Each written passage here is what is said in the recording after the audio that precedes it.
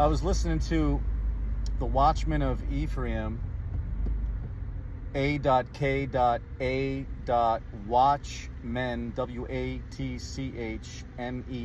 on YouTube. I was listening to my brother Mark, who's been warning the people for 10 years, night and day with tears, as the Watchman of Ephraim, even though he lives in Canada.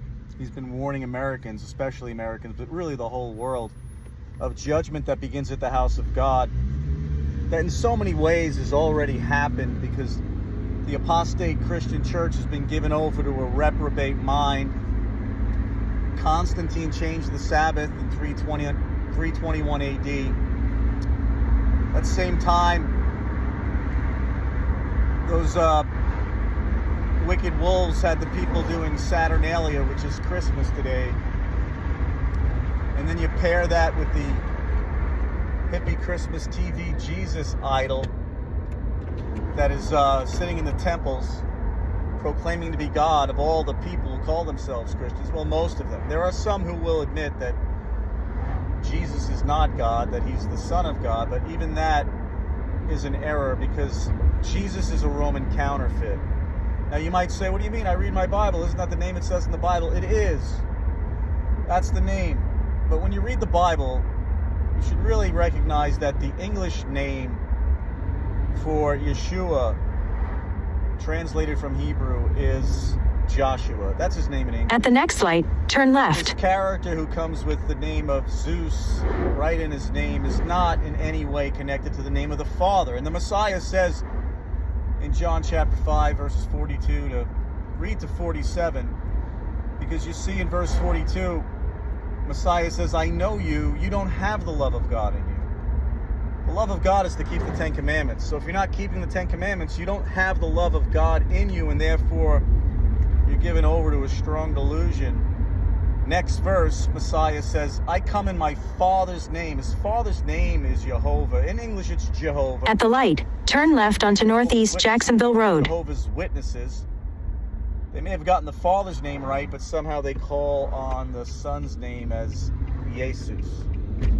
And in addition to that, they don't keep the Ten Commandments, because they don't keep the seventh-day Sabbath holy from dawn to dawn. So all of those 45,000 iterations in 3/4 of a mile, turn right. Versions are apostate.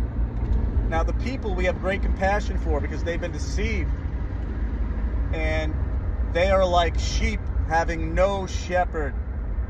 They don't even know the prophecy of the Messiah. Deuteronomy 18, 15 through 19, Moses said he would come and teach the Ten Commandments. So continuing in John chapter 4, if we continue to read, Messiah says, if you had believed Moses, you would have believed me, because he wrote about me. But you know, you New Testament Christians don't even read the Old Testament. And when they do, they read it with confirmation bias, confirming all the lies. Go past this light, then at the next one, turn right. Of the apostate church. So I'm watching my brother Mark and my brother Andrew on a live space today, just preaching truth with the Spirit of God, with conviction and grace, with no guile in their At the light, turn right. And they bring up Malachi. Mark brings up Malachi chapter 4, the last verse there. I think it's verse 6. That he's going to turn the hearts of the fathers to the children, and the hearts of the children to the fathers. And that's definitely referring to a couple of things, but in 1 mile, turn left onto North Pine Avenue. To keep the Ten Commandments, because that's the 5th commandment, which is the first commandment with promise. Paul writes about this in Ephesians chapter 6.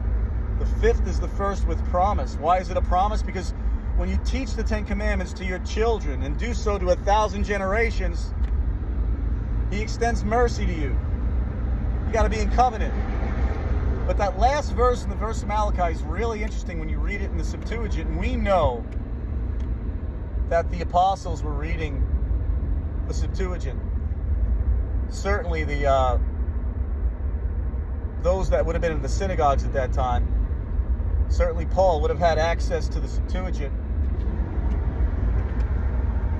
And you see the translation there in Malachi. Now don't be fooled, because they weren't. Go past this light, then at the next one, turn left. The scribes is still in the Septuagint. But those scribes, they don't have the Holy Spirit, so they don't even really know what to remove and what not to remove. So what you just see is lots of different words used at different times that sometimes mean the same thing. But in that Malachi chapter 4, verse 6, it says he's going to turn the hearts of the children to the fathers and the hearts of the fathers to the children.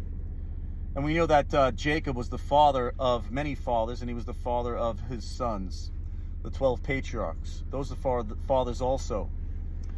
And it goes on to say he's going to turn the hearts of the children to the fathers and the hearts of the fathers to the children, lest he smite the earth with a curse. That's your great tribulation.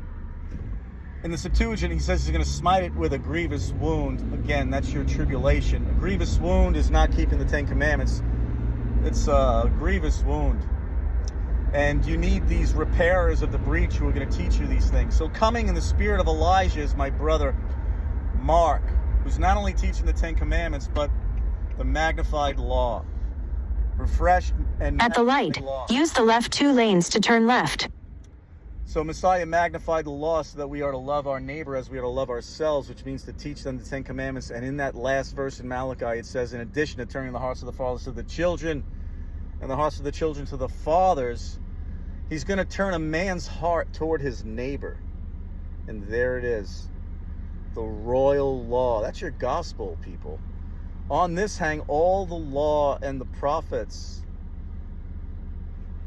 Matthew chapter 22, verses 36 to 40. Messiah is quoting from Deuteronomy 6, 1 through 5, and Leviticus 19, 15 through 18. That we are to not suffer sin upon our neighbors by warning them of the consequences of sin and rebuking them when they are in error. That's the love of God and the love of your neighbor. And this is what straightasthegate.net has been preaching for years now, thanks to the obedience and faithfulness of our brother Mark, who has had the courage to stand in the gap